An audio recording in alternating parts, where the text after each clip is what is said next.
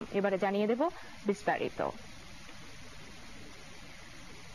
র্যাবের ওপর আরোপিত নিষেধাজ্ঞা নিয়ে যুক্তরাষ্ট্রের অবস্থানের কোনো পরিবর্তন হয়নি বলে জানিয়েছেন ঢাকায় নিযুক্ত দেশটির রাষ্ট্রদূত পিটার হাস। সকালে রাজধানীর গুলশানে মিট দি অ্যাম্বাসেডর অনুষ্ঠানে তিনি কথা জানান।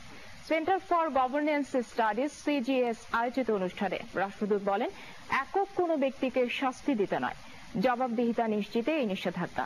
আগামী নির্বাচন, রোহিঙ্গা সংকট, ইউক্রেন রাশিয়া ইস্যু, যুক্তরাষ্ট্রের সঙ্গে বাংলাদেশের বাণিজ্য সহ নানা বিষয়ে সাংবাদিকদের প্রশ্নের জবাব দেন রাষ্ট্রদূত।